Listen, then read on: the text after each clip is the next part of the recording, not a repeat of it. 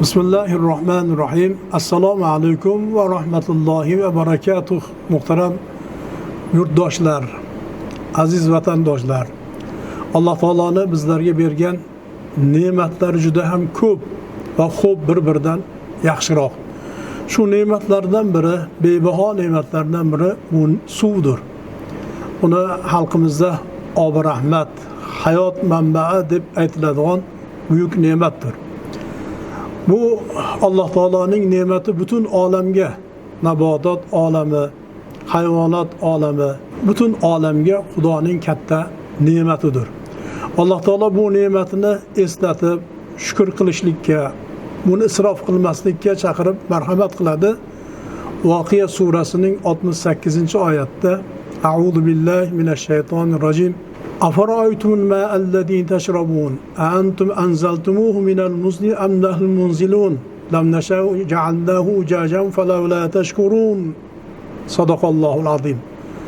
Alloh taolo aytadiki, mana bu ichayotgan shirin suvlaringizga qaramaysizlar.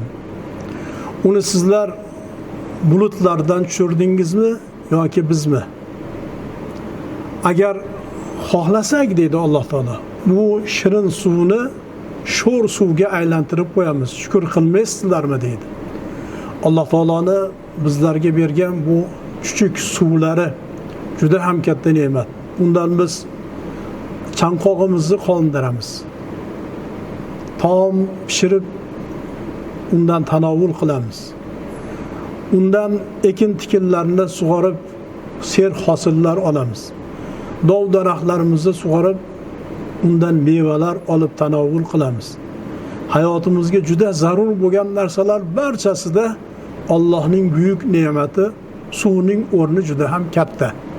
Hatto ibodatimizda ham namoz jannatning kaliti bo'lsa, u tahorat bilan boshlanadi. Tahoratni suv bilan qilamiz. Demak, suv bizni jannatga olib kirguvchi ibodat turi bo'lgan namozni ochib berguvchi kaliti bu tahorat ekan. Bu suvni qadrlamoq, shukrini qilmoq, isrof qilmaslik bu bizlarga lozim bo'ladi.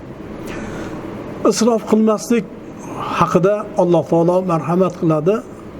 A'udhu billahi minash shaytonir rojim. Kulu washrabu va la tusrifu innahu la yuhibbul musrifin. Alloh taolo marhamat qilyaptiki, yenglar, ichinglar, ammo isrof qilmanglar. Alloh taolo isrof qilguvchilarni yoqtirmaydi deb aytadi. Demak, yeb ichmoqlikda isrof qilmaslik kerak ekan.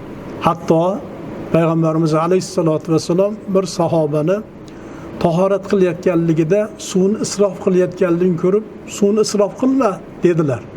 Sahoba, ya Rasululloh, oqin suvda tahorat qilyapman u deganlarda, agar oqu suvda tahorat qilsang ham deganlar. Demak, oqib turgan suvni ham oqib turib-ku deb isrof qilmaslik kerak ekan. Hatto ibodatda ham. Bugun biz ko'rib qolamiz, gohida masjidlar tahoratxonasida jo'mragini ochib qo'yib, bemalol, beparvo turganlarni ko'ramiz. Azizlar, bunda isrofgarchilikka yo'l qo'ymaylik. Hatto ibodatda bo'lsa ham. Azalda ota-bobolarimiz nasihat qilgan farzand nabiralarga, tikka turib suv ichmagin, ortgan suvni to'kib yubormagin, qizlarimizga, ayollarimizga suvga supurmagin, suvni ehtiyot qilgin degan nasihatlarni qilgan. Ayni kunlarda biz ham bu suvni qadrlamoqligimiz, shukr qilmoqlik lozim. Bilamizki, butun dunyoda shu ichimlik suvini tanqisligi, taqchilligiga hamma bilib turibdi. Mana kuni kecha Mo'g'ulistonda shu cho'llashga qarshi juda ham katta anjuman bo'ldi. Bu yerda bizni yurtimizda, bizning mamlakatimizda o'sha cho'llanishga qarshi muhtaram prezidentimiz tomonidan qilayotgan xatti-harakatlar, suvni tejab ishlatishlikka bo'layotgan harakatlar bizni ogoh qiladiki, demak bu suvni biz ham tejab ishlatishimiz kerak. Isrof qilmasligimiz kerak ekan. Oqizib yubormasligimiz kerak ekan. Internetda bitta narsani ko'rib qoldim, qarg'a.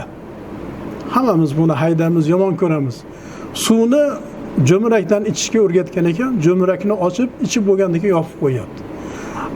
Afsuski gohida bolalarimiz shu jo'mrakni ochib ichib ketaveradi. Yo katta odamlar ham ketaveradi. Yo ko'chalarda ketayotsak, suvlar oqib turgan bo'lsa, beparvo o'tib ketamiz. Bu yaxshi emas. Allohning ne'matini qadrlab, shukrini qilmoq hammamizga lozim. Ko'chadami, uyimizdami, qayerda bo'lsak ham, hatto ibodatda bo'lsa ham buni isrof qilmasligimiz kerak. Shu bilan birga suvni haqqini ado qilish. Suvni haqqini ado qilmoq lozim. U bizlarga ichimlik suv bo'lib kelish uchun qancha mehnatlar, sarf-xarajatlar ketadi. Buni biz shunchaki ichib qo'ymasdan, shunchaki islatmasdan haqqini ado qilaylik.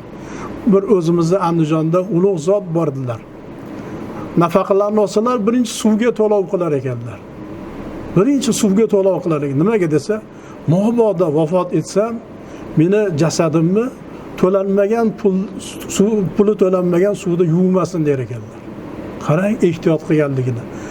Allohning huzuriga ketayotganimda o'sha puli to'lanmagan suvda meni yuvmasinlar, haqqini oldindan to'lab qo'yay der ekanlar. Juda ham katta e'tibor bu, ehtiyotkorlik.